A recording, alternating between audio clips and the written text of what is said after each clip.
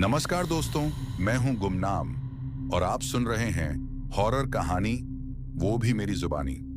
दोस्तों, आज की कहानी एक ट्रक ड्राइवर की है जिनका नाम है हरनाम सिंह। तो चलिए अब ये कहानी हरनाम सिंह के नजरिए से सुनते हैं। लेकिन उससे पहले आप लोगों से एक शिकायत है। आप लोग कहानी को पूरा सुनते हैं लेकिन लाइक नहीं करते। इस बार मैंने आप सबसे बहुत उम्मीद लगाई है कि आप लोग वीडियो को लाइक भी करेंगे और चैनल को सब्सक्राइब करके अपना सपोर्ट भी जरूर दिखाएंगे। तो अब ज्यादा समय नहीं लेते, चलिए कहानी की शुरुआत करते हैं। मेरा नाम हरनाम सिंह है। मैं पिछले 18 साल से ट्रक चला रहा हूं। दिल्ली से नेपाल बॉर्डर तक कितने ही हाईवे, कितनी ही रातें और कितनी ही सड़कें देखी हैं मैंने। लेकिन जो कुछ हुआ NH 309 वाले रूट पर, उसने मेरी रातों की नींद हमेशा के लिए चुरा ली। मेरा दोस्त और साथी राजू यादव मेरा सबसे पुराना पार्टनर था। हम दोनों हर ट्रिप साथ करते थे। एक दूसरे के बिना कभी ट्रक निकलता ही नहीं था। राजू थोड़ा मजाकिया था लेकिन दिल से बहादुर। हम दोनों के लिए ट्रक ही घर था और रोड ही जिंदगी। उस रात हमें नैनीताल से एक पुराना जनरेटर हल्द्वानी पहुंचाना था। रात के 1:15 पर हम निकले। हवा ठंडी थी, पहाड़ी सन्नाटा छाया हुआ था। अरे हरनाम, राजू बोला, सुना है इस रूट पर एक गांव आता है, भैरवपुर, जहां कोई नहीं रहता। मैं हंसा, यार राजू, ये सब कहानियां हैं। अब कौन से जमाने में गांव श्रापित होते हैं। राजू ने सिगरेट का एक कश लिया और बोला, पर लोग कहते हैं वहां रात में औरत के रोने की आवाज आती है और कई ड्राइवर वहां रुककर कभी लौट के नहीं आए। मैं चुप रहा। ट्रक का इंजन गरज रहा था और हेडलाइट्स का तीखा नूर अंधेरे जंगल को चीर रहा था। रात के लगभग 2:40 ट्रक एकदम से झटका खा गया। धत्त तेरी की, मैंने ब्रेक मारा। राजू नीचे उतरा। लगता है कुछ फंस गया टायर में। नीचे देखा तो सड़क पर गीली मिट्टी थी और कुछ अजीब नंगे पांव के निशान। वो निशान सड़क के किनारे एक पुराने टूटे बोर्ड तक जा रहे थे। बोर्ड पर लिखा था, स्वागत है भैरवपुर में। मैंने राजू को कहा, चल बैठ ट्रक में, यहां रुकना ठीक नहीं। लेकिन तभी एक औरत के रोने की आवाज आई। वो आवाज इतनी दुखी, इतनी ठंडी थी कि मेरी रीढ़ की हड्डी तक सर्दी पहुंच गई। राजू बोला, लगता है कोई हेल्प मांग रहा है। मैं गरज के बोला, राजू, पहाड़ों में रात के टाइम हेल्प नहीं मिलती, बस मौत मिलती है।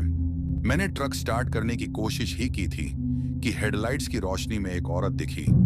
सफेद साड़ी, गीले बाल और आधा चेहरा अंधेरे में छिपा हुआ। राजू चिल्ला उठा, हरनाम ब्रेक मार, किसी को ठोक देगा। मैंने तुरंत ब्रेक मारा, पर ट्रक वहीं रुक गया और वो औरत गायब। राजू टॉर्च लेकर नीचे कूदा। यहां तो कोई नहीं है। और तभी ट्रक का पिछला गेट अपने आप खुल गया और अंदर से टप टप पानी गिरने की आवाज आने लगी। हम दोनों पीछे गए और वहां वही औरत खड़ी थी। इस बार उसका चेहरा साफ दिख रहा था। आंखें काली खाई जैसे, बालों में कीड़े और मुंह से सड़ी हुई बदबू। वो धीरे से बोल रही थी, भैरवपुर छोड़ दो वरना तुम भी यहीं रह जाओगे। राजू चीख पड़ा, भागने लगा, लेकिन वो औरत हवा में उठी और उसके गले में लिपट गई। मैंने किसी तरह ट्रक का इंजन चालू किया और फुल स्पीड में भाग गया। राजू की चीखें ट्रक के अंदर गूंज रही थीं। जब मैंने हिम्मत करके पीछे देखा, राजू गायब था। ट्रक अकेला और पीछे वाली सीट पर खून के निशान। मैं बिना रुके सुबह तक ट्रक चलाता रहा।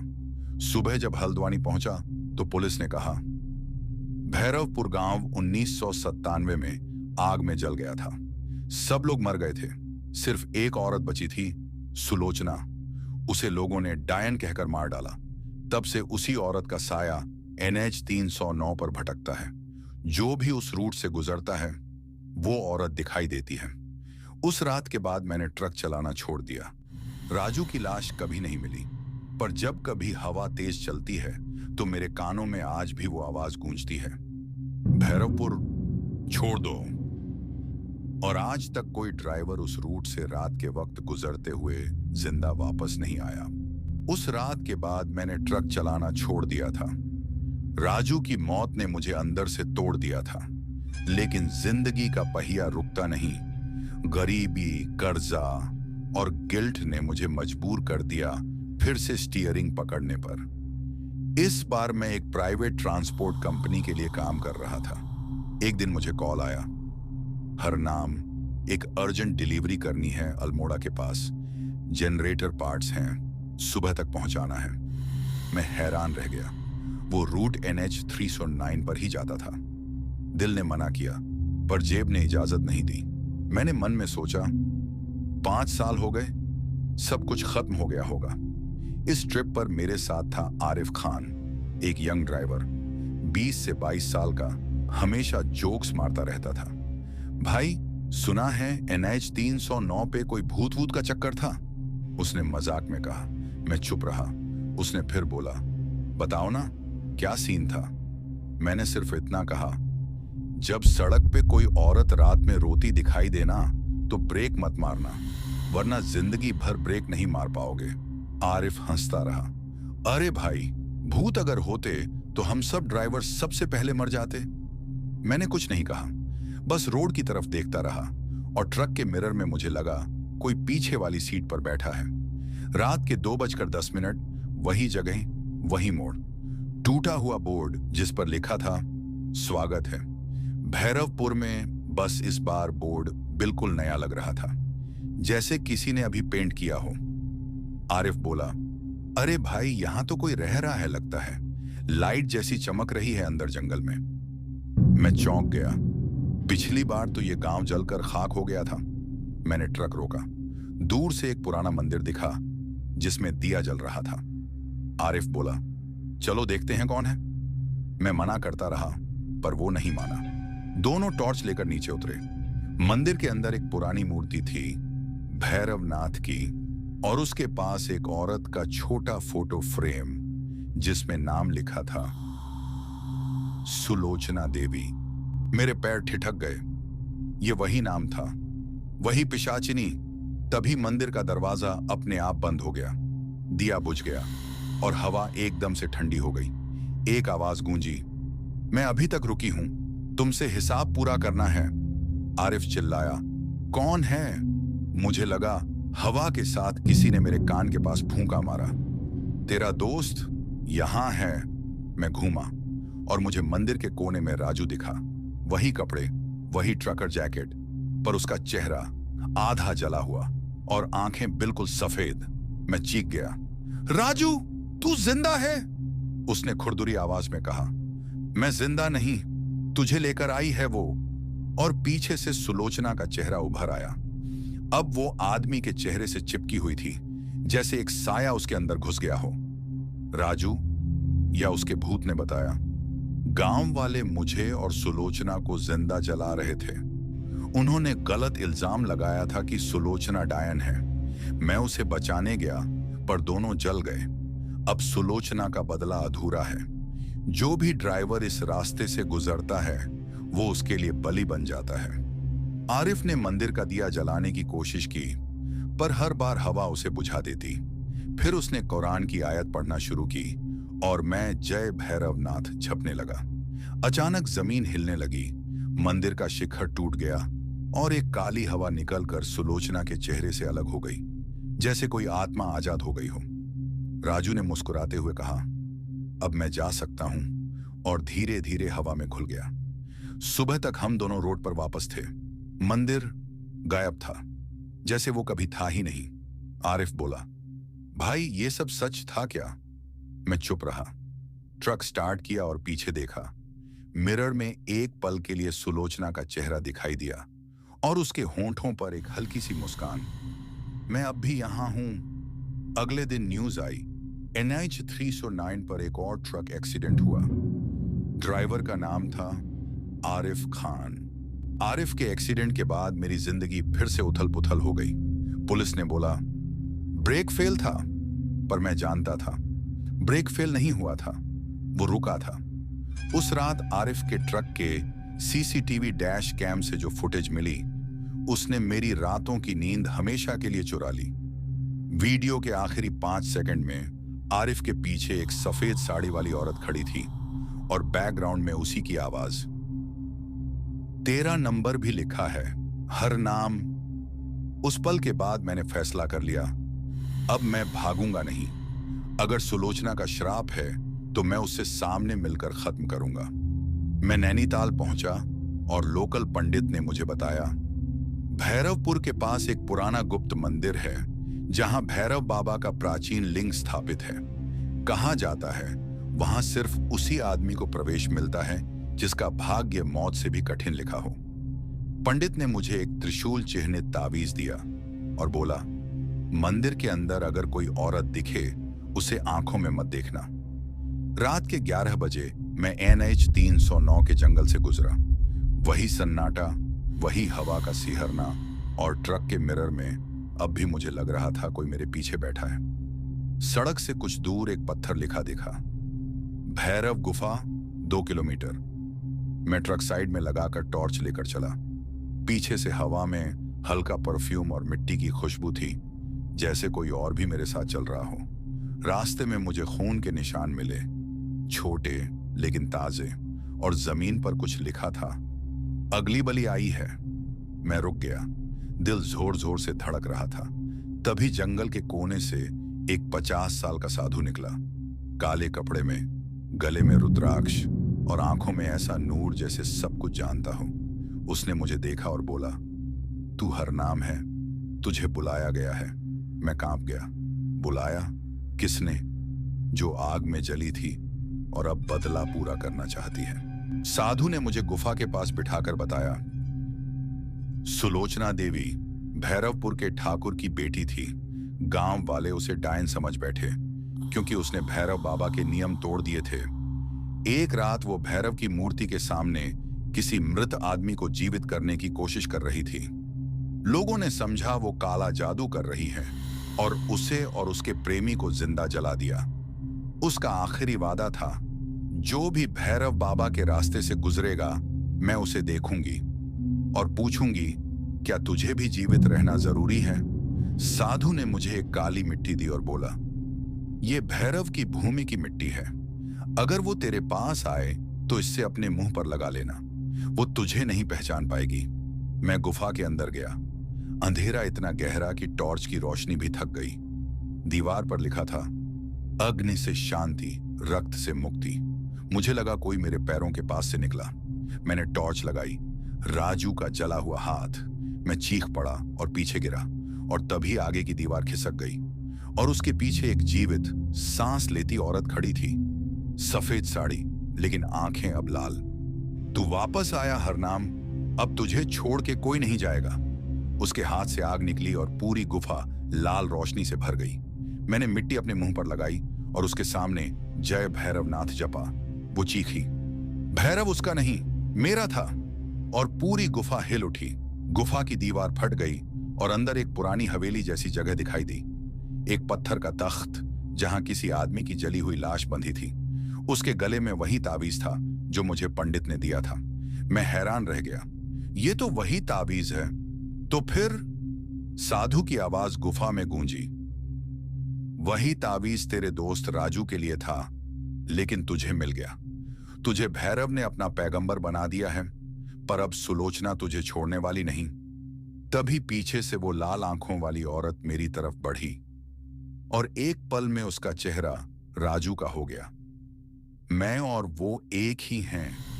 मैं चीखता रहा और गुफा बंद हो गई। अंदर अंधेरा, बाहर हवा और सिर्फ एक आवाज, अब तू भी भैरवपुर का हिस्सा है। मुझे याद है वो लाल रोशनी, सुलोचना का चेहरा और राजू की आखिरी चीख। फिर सब अंधेरा। जब होश आया, मैं ठंडी मिट्टी पर पड़ा था। गुफा में हवा बंद थी, पर किसी की सांस चलने की आवाज आ रही थी। मैंने टॉर्च जलाई और देखा, दीवार पर मेरा ही नाम लिखा था, लेकिन हर अक्षर खून से लिखा हुआ था। हरनाम सिंह, भैरव का चुना हुआ। तभी पीछे से आवाज आई, बचना है तो पहेली सुलझा। मैं घूमा। वहां एक पुरानी मूर्ति थी, आधा इंसान आधा भैरव, और उसके नीचे पत्थर पर लिखा था, जिसने मुझे पूजा वो जीता नहीं, जिसने मुझे तोला वो रोशन हुआ, पर जिसने मुझे समझा उसका शरीर जला। मैं समझ नहीं पाया ये पहेली थी या श्राप का संकेत। मैंने दीवार के पास देखा, एक त्रिशूल पड़ा था और उसके साथ एक आदमी की परछाई, जैसे उसने त्रिशूल को पकड़ा हो और पत्थर बन गया हो। मुझे राजू के लफ्ज याद आए। मैं उसे बचाने गया था, लेकिन दोनों जल गए। क्या राजू ने भैरव की पूजा की थी? क्या सुलोचना ने उसे बचाने के चक्कर में यह श्राप ले लिया? तभी हवा तेज हुई और एक औरत की चीख पूरी गुफा में गूंज गई। पहेली का जवाब दो, हरनाम, वरना तू भी यहीं रुक जाएगा। मैंने जोर से बोला, भैरव, तू देव है या दाएं का साया? और तुरंत गुफा के अंदर की दीवारों पर काली आग भड़क उठी। उस आग के बीच लिखा था, जो सच समझा वो जिंदा रहेगा। अंधेरे में से वही काला कपड़ा पहना साधु निकला। इस बार उसका चेहरा जल चुका था, आंखें पूरी सफेद। उसने बोला, मैं तुझे बाहर निकाल सकता हूं, पर तुझे एक बलि देनी होगी। मैं घबरा गया। कौन सी बलि? तेरे अंदर जो डर है वो ही तेरी बलि है। उसे तोड़ के ही तू आगे बढ़ सकता है। उसने मुझे एक काली कागज की चिट्ठी दी जिसमें लिखा था, रात के तीसरे पहर में अपनी परछाई से नजर मिलाना, पर अगर वो तेरे जैसे मुस्कुराए तो भाग जा, क्योंकि वो तू नहीं है। मैंने कागज फोल्ड करके जेब में रखा, लेकिन मन में एक सवाल बैठ गया। ये साधु सुलोचना का सेवक है या भैरव का साथी? गुफा के दूसरे हिस्से में मुझे एक लोहे का दरवाजा मिला, जिसमें 3 छोटे सुराख बने थे। हर सुराख के ऊपर लिखा था अग्नि, जल, वायु, और नीचे लिखा था, जब 3 एक होंगे तब मुक्ति द्वार खुलेगा। मैंने समझा यह किसी तांत्रिक पहेली का हिस्सा है। मुझे 3 तत्व चाहिए थे, आग, पानी और हवा। टॉर्च की बैटरी से मैंने चिंगारी निकाली, अग्नि, थोड़ी सी मिट्टी में से नमी, जल, और अपनी सांस से हवा दी, वायु। दरवाजा धीरे धीरे खुल गया। अंदर से एक स्त्री की हंसी गूंजी, तू सोचता है तू जीत रहा है? तू तो अब मेरे मंदिर में है। अंदर एक बड़ा गर्भगृह था, बीच में भैरव बाबा का लिंग और चारों तरफ मूर्तियां जली हुई आकार में। हर मूर्ति के हाथ में एक त्रिशूल और आंखों में काजल का तीखा दाग। मैंने ताबीज उठाकर बोला, भैरव बाबा, मुझे सच दिखाइए। और तुरंत लिंग के ऊपर एक छवि उभरी, सुलोचना और भैरव बाबा एक साथ। वो दोनों किसी यज्ञ के बीच में थे और राजू उनके पास घुटने टेक कर खड़ा था। राजू उनका शिष्य था, सुलोचना उसकी दाएं नहीं, उसकी गुरु थी। मुझे लगने लगा जो कुछ मैंने सुना सब गलत था। भैरवपुर का श्राप किसी पाप का बदला नहीं, बल्कि एक अधूरा यज्ञ था। तभी पीछे से ठंडी हवा चली और एक आवाज आई, अगले पहर तक मुझे मुक्ति मिल जाएगी, पर तुझे मेरा काम पूरा करना होगा। वो सुलोचना थी। आज उसका चेहरा पहली बार कोमल और दुख भरा था, डरावनी नहीं। मैंने पूछा, कौन सा काम? उसने कहा, भैरव बाबा ने मुझे मुक्ति द्वार खोलने से रोका था, क्योंकि मैंने मृत्यु को तोड़ने की कोशिश की थी। अब तू मेरे बदले को पूरा करेगा, उस श्राप को तोड़ के मुझे मुक्ति देगा। मैं समझ नहीं पाया, पर कैसे? उसने अपनी उंगली मेरे माथे पर रखी और मुझे दिखाई दिया एक नया पहेली का दरवाजा, जिसमें लिखा था, जो मृत है वही जीवित है, जिसे बचाओगे वही तुझे मार देगा। और उस क्षण में सुलोचना की आत्मा हवा में घुल गई और गुफा में एक नया रास्ता खुल गया। एक बर्फ से भरी लाल रोशनी वाली सुरंग। मैं उसमें कदम रखता हूं और पीछे से आवाज आती है, याद रख हरनाम, अगला मोड़ तुझे अपने सच से मिलाएगा। क्या सुलोचना सच में निरपराध थी? क्या भैरव बाबा ने उसे धोखा दिया, या वो खुद भैरव का एक अंधेरा रूप थी? और वो पहेली, जो मृत है वही जीवित है, का मतलब क्या है? मैं सुलोचना की आत्मा के पीछे उस लाल रोशनी वाली सुरंग में घुस गया। अंदर बर्फ की दीवार थी, पर उसमें आदमियों के चेहरे जम गए थे। किसी की आंख खुली थी, किसी के होंठ आधे खुले हुए, जैसे वो चीखते रागते मर गए हों। हर कदम पर हवा और ठंडी होती गई, लेकिन एक अजीब गंध थी, जैसे जला हुआ तेल और लहू एक साथ मिले हों। तभी मेरे कदमों के नीचे कुछ कुटकुट हुआ। मैंने टॉर्च लगाई। वो एक पुरानी VHS कैसेट थी। उस पर लिखा था, राजू भैरव पूजा रिकॉर्ड 1998। मेरे हाथ कांप गए। ये वही टेप थी जिसका जिक्र साधु ने किया था, जिसमें भैरव के यज्ञ का असली राज छुपा था। सुरंग के आगे एक पुरानी छतरी जैसा कमरा था। वहां एक जनरेटर और पुराना टीवी पड़ा था, जैसे कोई किसी दिन वापस आने वाला हो। मैंने कैसेट लगाई, स्क्रीन पे स्टैटिक आया और फिर आवाज। यज्ञ शुरू होता है भैरव बाबा की कृपा से। स्क्रीन पर राजू था, उसके गले में माला, हाथ में त्रिशूल। सुलोचना उसके सामने दीपक जला रही थी और पीछे मुझे अपना चेहरा दिखा। मैं हिला। ये कैसे हो सकता है? मैं तो तब बच्चा था। टेप में राजू बोला, हर नाम, जब तू बड़ा होगा तो इस यज्ञ को पूरा करेगा, क्योंकि तू भैरव का वचन है। मुझे लगा मेरी सांसें रुक गईं। मैं स्वयं भैरव के यज्ञ का एक हिस्सा था, एक पैदाइशी छड़ावा। टेप के आखिरी हिस्से में साधु दिख रहा था, वही जो मुझे गुफा में मिला था। लेकिन इस बार उसके साथ और लोग थे, पुलिस के यूनिफॉर्म में। एक पुलिस ऑफिसर कैमरा के पास आया और बोला, राजू, ये रिकॉर्डिंग बंद करो, ये केस में एविडेंस बनेगी। इंस्पेक्टर देव सिंह यहां से सब कुछ बंद करवा रहे हैं। राजू बोला, इंस्पेक्टर देव सिंह, तुम समझते नहीं, तुम भैरवपुर के कर्ज से बच नहीं सकते।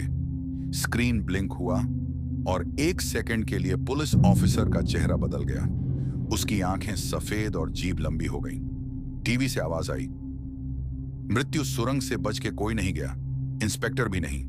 और तभी टीवी से लाल धुआं निकलने लगा और उसके अंदर से देव सिंह निकला, लेकिन आधा इंसान आधा साया। वो मुझे घूर कर बोला, हर नाम, तू मुझे याद नहीं, मैं तेरा पिता था। मेरे पैर जम गए। ये इंस्पेक्टर देव सिंह, मेरा पिता, जो 25 साल पहले भैरवपुर मिसिंग केस में गायब हो गया था। उसने कहा, मैं भैरव के श्राप में बंध गया और तेरा जन्म उसी रात हुआ जब सुलोचना का यज्ञ अधूरा छोड़ा गया। तू उस अधूरे यज्ञ का जीवित प्रमाण है। मुझे याद आया, मां की डायरी में लिखा था, हर नाम, तुझे भैरव से बचाकर पैदा किया गया। पिता ने कहा, अगर तू यज्ञ पूरा करेगा तो मैं मुक्ति पाऊंगा, पर अगर तू मना करेगा तो भैरवपुर पूरा गांव खत्म कर देगा। मैं चीखा, मैं किसी भैरव का काम नहीं करूंगा। तभी देव सिंह ने अपना हाथ आसमान की तरफ उठाया और सुरंग की दीवारों में लाखों चेहरे चीखने लगे। सब एक साथ कहने लगे, पूरा कर यज्ञ, वरना सब मर जाएंगे। हवा आंधी जैसी चलने लगी और सुरंग के अंत में एक बड़ा शिवलिंग चमका, लेकिन वो काला था, जैसे आग में तपता लोहा उस पर लहू टपक रहा था। और उसके पीछे भैरव बाबा का रूप दिखाई दिया, 7 मुख, 10 हाथ और हर हाथ में अलग हथियार। उसकी आवाज सुरंग में गूंज गई, तेरे पिता ने मुझे रोका था, पर तू मेरा वंश है, मेरा प्रतिबिंब, तू मुझे मुक्ति देगा। मुझे लगा जैसे पूरी जमीन कंप रही हो और मेरे अंदर से काला धुआं निकलने लगा। मेरा एक दूसरा रूप उभर रहा था। उसने मुझे देखा और बोला, तू और मैं एक ही हैं। हर नाम, तू मेरा अधूरा रूप है। मैं बेहोश होने लगा, पर उस वक्त कैसेट फिर से चल गई और एक और क्लिप दिखाई दी। इस बार कोई और बोल रहा था। एक महिला, एक मॉडर्न बैकग्राउंड में, पुलिस फाइल के सामने उसने कहा, case number 31B, Bhairavpur culture investigation, साल 2024, इंस्पेक्टर रिया देव सिंह। स्क्रीन पर लिखा था, सब्जेक्ट लोकेशन हरनाम सिंह, 1998 की रस्म के शिकार। मुझे तब समझ आया, मेरा पिता अभी भी जिंदा नहीं था। ये सब कुछ किसी ने सेटअप किया था। और इंस्पेक्टर रिया मेरी बहन थी, जो मुझे बचाने नहीं बल्कि पूरा यज्ञ पूरा कराने आई थी, क्योंकि उसके अंदर भी वही भैरव का वंश था। सुरंग में सिर्फ एक आवाज गूंजी, एक वंश, 2 पाप, एक पूजा, 2 बलि, और सारा अंधेरा मेरा नाम पुकारने लगा, हर नाम, हर नाम। NH 309 पर उस रात मौसम अजीब था। आसमान लाल था, जैसे सूरज भी जल गया हो। मैं ट्रक लेकर भैरवपुर की तरफ बढ़ रहा था। मेरे साथ थी रिया, मेरी बहन, या शायद भैरव वंश की आखिरी कुलजात। उसके हाथ में पुरानी पूजा की किताब थी और आंखों में वही लाल रोशनी जो कभी सुलोचना की थी। हर नाम तुझे समझना होगा, उसने कहा। हम दोनों कर्स नहीं, भैरव के कॉन्टिन्यूएशन हैं। अगर तू मुझे रोकेगा तो दुनिया रुक जाएगी। मेरे अंदर कुछ फट रहा था। एक तरफ खून का रिश्ता, दूसरी तरफ वो शक्ति जिसे रोकना अब नामुमकिन था। मंदिर के गेट पर लिखा था, जब 12 घंटी बजेंगी तो एक वंश खत्म होगा और दूसरा अमर होगा। रिया ने मुझे देखा। एक हम दोनों में से जिएगा। आसपास के पीपल पेड़ हिलने लगे। हवा में राख और लहू की बू थी और मंदिर के अंदर से शिव और भैरव के जाप मिलकर एक नया सुर बना रहे थे। एयूएम काल भैरवाय नमः, एयूएम काल भैरवाय नमः। जैसे पूरा मंदिर जिंदा हो गया हो। मंदिर के बीच में एक बड़ा अग्निकुंड था और उसके चारों तरफ लहू से बना हुआ एक चक्र। रिया उसके अंदर चली गई और बोली, तुझे याद है पिता ने तुझे क्यों बचाया था? ताकि तू बलि बने, मैं भैरव बनूं। मैं चिल्लाया, नहीं, ये सब झूठ है। उसने किताब खोली और हवा में लिखा, यज्ञ अधूरा है, वंश पूरा तब होगा जब एक अपने खून से कुंड भरे। उसने छुरी उठाई और मेरे हाथ पर घाव कर दिया। मेरा खून कुंड में टपका और आग ने काली रोशनी ले ली। अचानक मंदिर की मूर्तियां हिलने लगीं और भैरव बाबा का प्रकट रूप सामने आया, बिना आंखों के, पर सब कुछ देखता हुआ। उसके आगे रिया झुकी। बाबा, मैंने अपना कर्तव्य पूरा कर दिया, अब आपका वंश अमर है। भैरव बाबा ने कहा, नहीं, वंश तब अमर होगा जब तू अपने भाई का रक्त पी लेगी। मेरे पैर जम गए और रिया ने आग में कदम रखे। उसके हाथ से आग की लहर निकली और मेरे सीने में लगी। मैं जमीन पर गिरा। आखिरी बार रिया की आंखों में देखा, वो रो रही थी, पर उसकी आंखों में भैरव मुस्कुरा रहा था। जैसे ही मेरा खून कुंड में गिरा, मंदिर के ऊपर एक बड़ा शंख अपने आप बज उठा। आसमान में लाल बिजली चमकी और हवा में लिखा दिखाई दिया, पहेली सुलझी, वंश ने अपनी बलि दे दी। रिया चीख उठी। उसके हाथ में आग लगी और वो पूरी तरह भस्म बन गई। मंदिर में अब सिर्फ एक मूर्ति थी, रिया की, भैरव के पास, और उसके पैरों के नीचे मेरा ट्रक का नंबर प्लेट, UP 07H9999। मैं उसी ट्रक के अंदर बंद था। आखिरी बार सुना, इंजन खुद चलने लगा और स्टीयरिंग पर खून लिखा था, अब तू ही भैरव है, हर नाम। नैनीताल के लोकल न्यूज़पेपर में एक छोटी सी खबर छपी। NH 309 पर हर रात एक लाल ट्रक देखा गया है, जिसमें सिर्फ एक आदमी बैठता है और उसके पीछे एक औरत की छाया चलती है। ट्रक बिना ड्राइवर के चल रहा है और उसके पीछे लिखा है, जय भैरवपुर। लोग कहते हैं वो ट्रक सिर्फ उन्हीं लोगों को दिखाई देता है जो रात के 12 बजे किसी गलती से उस रोड पर चलते हैं और उसके अंदर से आवाज आती है, पूरा कर यज्ञ, वरना तू भी वंश का हिस्सा बन जाएगा। अगर आप लोगों को हमारी आज की कहानी पसंद आई हो तो हमारे वीडियो को लाइक करके चैनल को सब्सक्राइब कर लो। और अगर आपको नेक्स्ट वीडियो में अपना नाम अनाउंस करवाना है तो इस वीडियो के कमेंट सेक्शन में अपना नाम लिख देना। मैं मिलूंगा अगली कहानी में, तब तक के लिए अलविदा।